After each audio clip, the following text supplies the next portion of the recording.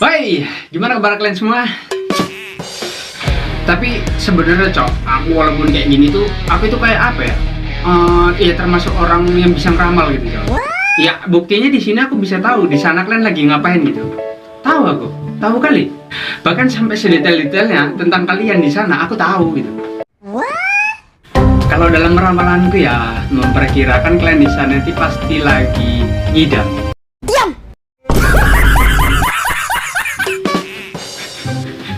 Ya benar, bukan ya kita bukan maksudmu apa ya, tapi benar ini. Pasti kalian di sana lagi nyidam kan? Kalian nyidam sesuatu yang kemungkinan itu berat buat kalian lakuin gitu. Ya kan? Kalian nyidam jadi orang kaya gitu. Bangsat kau. Gak mungkin meleset, itu udah pasti tuh, nggak bakal mungkin meleset gitu coba. Karena nggak ada orang yang nggak pingin jadi kayak gitu, nggak ada gitu. Semua orang mau gitu coba. Terutama kalian dan saya gitu. Eta bang. Tapi cok ya sebelum kita berpikir ke jauh ke sana, mungkin kita relate dulu gitu cok. Gua nggak mau ngomong panjang lebar lagi gitu. Ya mungkin cuman kali ini gua mau mengingatkan kalian gitu cok. Buat kalian semua, apalagi ya semualah, nggak peduli mau siapapun, semua buat kalian semua gitu. Yang pastinya buat kalian yang belum menikah dan belum memiliki pasangan gitu. Cepet cari pasangan dan cepet menikah gitu cok. Ya bukan apa-apa gitu, karena kabar angin mengatakan, sedap kali bang. Ya, gini, karena kabar angin mengatakan bahwasan sebentar lagi kita akan menyambut hari yang dimana nggak pernah kita mau gitu. Hari apa itu ya? Hari perang dunia ketiga gitu cok.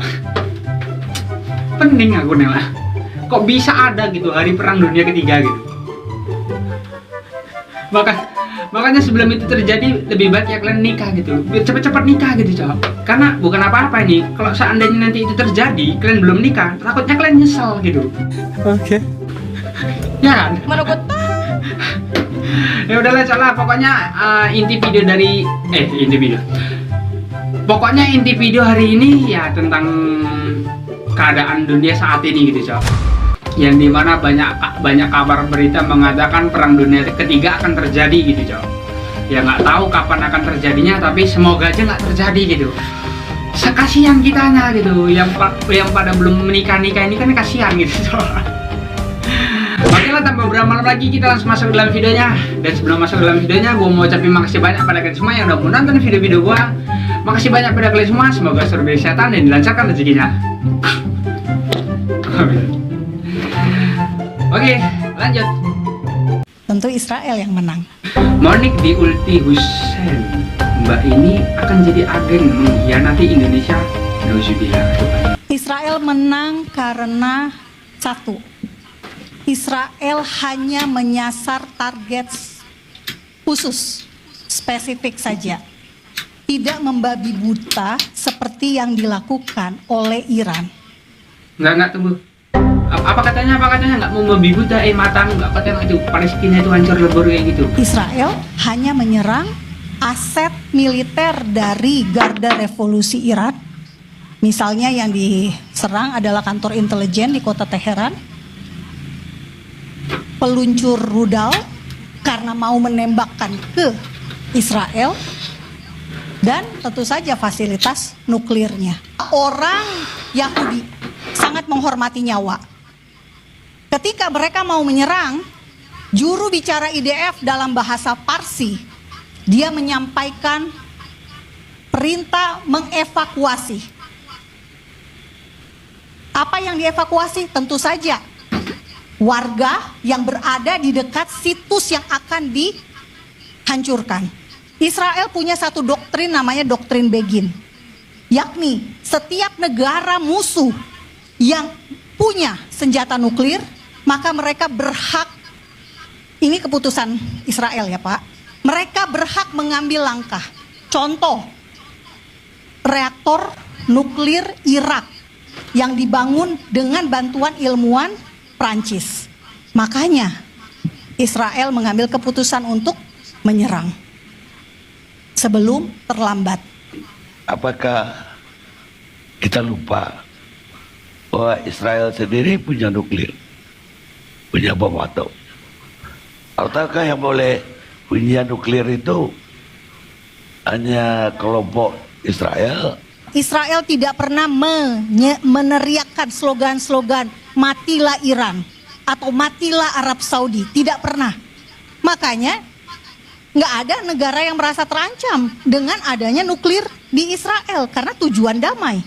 Sementara Iran niat untuk memperkaya, nuklir untuk memusnahkan Israel. Wah, ini yang katanya tadi dibilang tentara yang tidak mentarget atau tidak brutal ya. Tadi kan kata Pak Irfan, kebiadaban Israel ini sudah membuka hati dan mata dunia.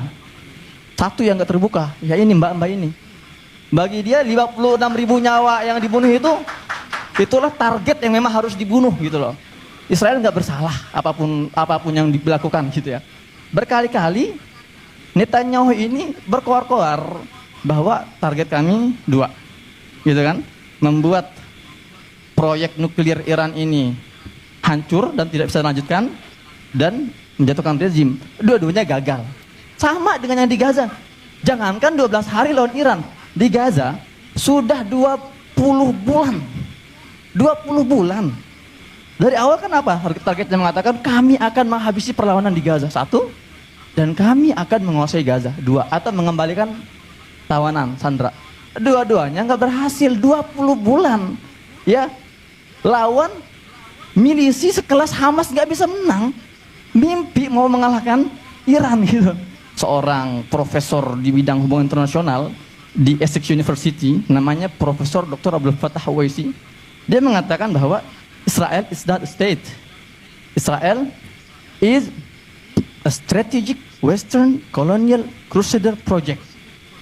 Israel itu adalah proyek kolonial salibis Barat strategis. Jadi kita nggak bisa melihat Israel itu sebagai sebuah negara terpisah dengan Barat. Di mata Eropa dan Barat itu bukan semata-mata state, karena memang dia bukan state. Dia bukan sebuah negara yang muncul secara natural seperti Indonesia misalnya.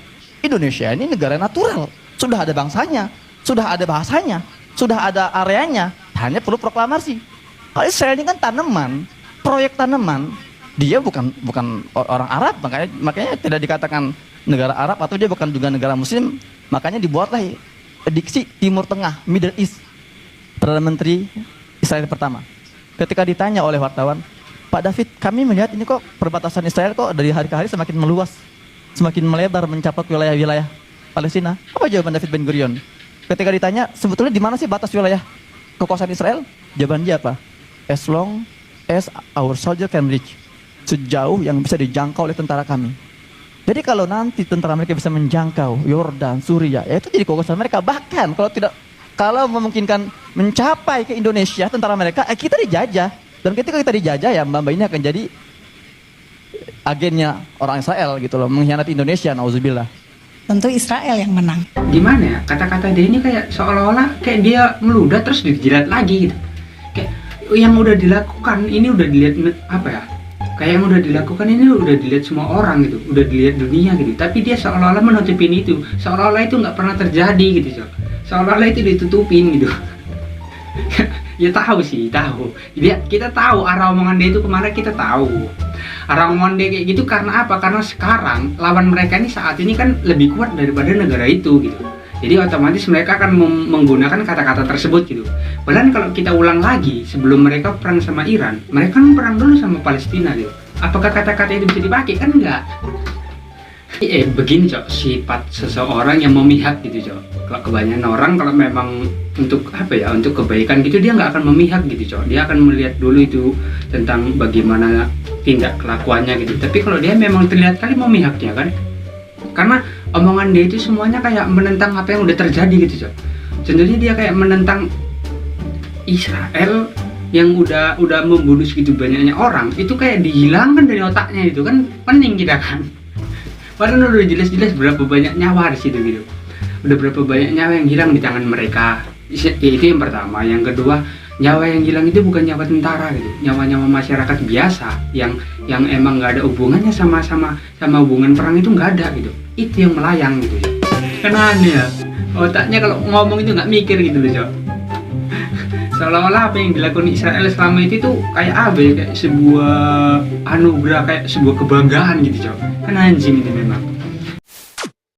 Oke lah, segitu aja video dari gue ini teman-teman dulu. Apa ngomong apa kok tadi, kok cepet-cepet kali, santai aja. Oke, segitu aja video dari gue teman-teman dulu. Semoga kalian semua terhibur. Jangan lupa like, comment, dan share. Bye bye.